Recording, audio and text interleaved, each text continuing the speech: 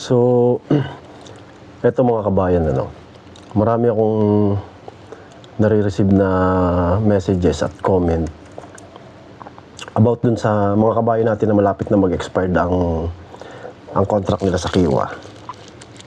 And ang problema is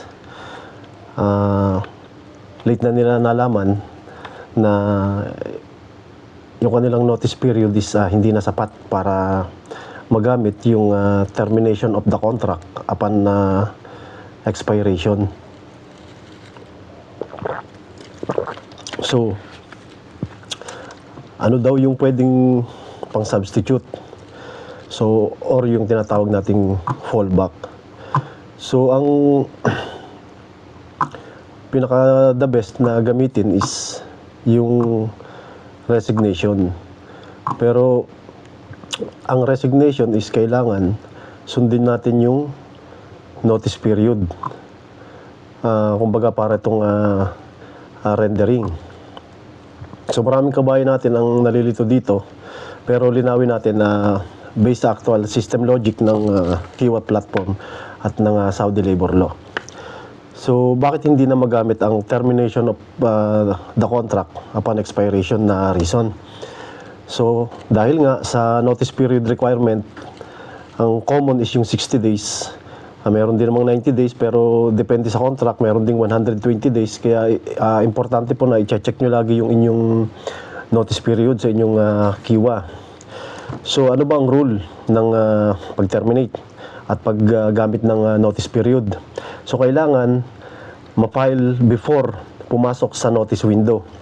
Kapag kulang na ang araw, automatic i-disable ni Kiwa yung termination of the contract upon expiration.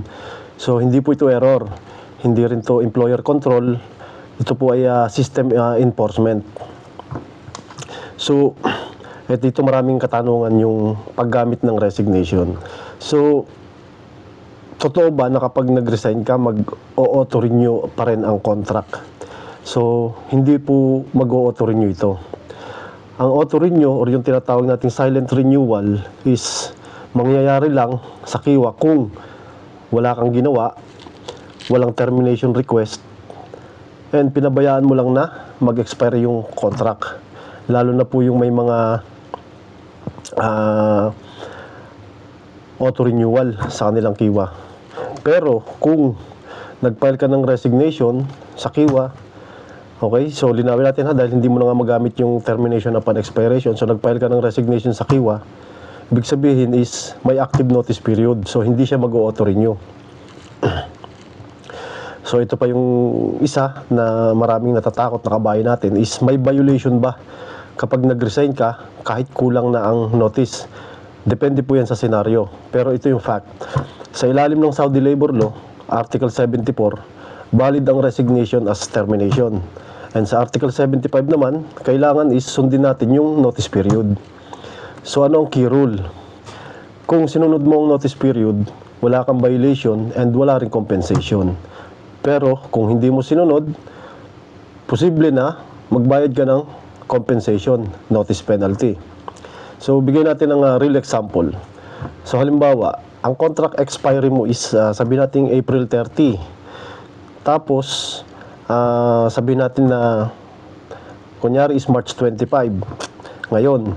So ang notice required is 60 days.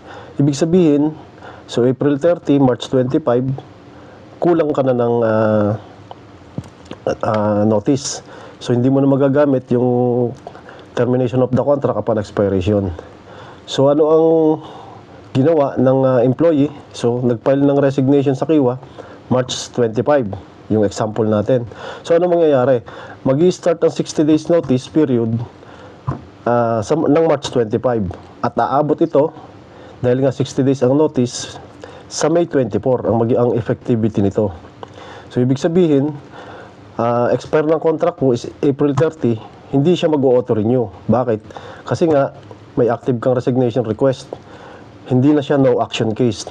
Ang system is recognize niya na mayroong termination, yung resignation in progress. So, kailan lang nagkakaroon ng compensation? So, dito kasi yung mga kabayan natin nagtatanong na baka meron silang bayaran, baka magkaroon sila ng violation sa kanilang company, makahabulin sila, pagbayarin sila. So, magkakaroon ka lang ng liability kung umalis ka kaagad, hindi mo tinapos yung notice. Halimbawa yung 60-day notice, wala pang 60 days, umalis ka na, doon ka magkakaroon ng liability. So, at hindi mo sinunod nga yung required na notice period. So, doon ka maaaring magkaroon ng compensation. Pero kung sinunod mo naman, tinapos mo, wala ka pong issue doon. And also, yun nga, hindi mag-auto renew rin yung contract. So, ang safe na scenario is, nag-resign ka sa Kiwa, tinapos mo yung 60 or 90 days na notice period, wala ka pong violation at wala kang compensation. So, ang pinaka best way, pinaka madaling tandaan is, ang auto renew sa Kiwa kapag wala kang ginawa. Hindi ka nag-terminate, hindi ka nag-resign, or yung mga, may iba pa ng option dyan, may mutual agreement, merong probationary period under Article 53. Pero ngayon, ang ating topic is yung about kung paano gamitin ang resignation. So, ang resignation is may ginawa ka, hindi siya mag-auto-renew. Pero kailangan tapusin mo at sundin mo yung notice period kung ilang days yun, 60, 90, or 120. Okay? So, ang pinaka main issue natin dito, main topic natin is para maiwasan na mag-auto-renew ang inyong contract. At dahil nga kulang na yung inyong notice, kaya ang gagamitin natin is yung resignation na. Kaya practical advice sa mga kababayan natin, kung kulang na ang notice period, huwag na pong maghintay, huwag matakot na gamitin ng resignation dahil ito yung tamang fallback. Legal ito. At safe, basta nga sundin nyo ang notice period. So, yung mga common mistake na nagagawa ng iba nating kabayan is hinihintay na lang nilang mag-expire yung contract. Tapos, pag nag-expire, dito matitrigger naman yung auto-renewal.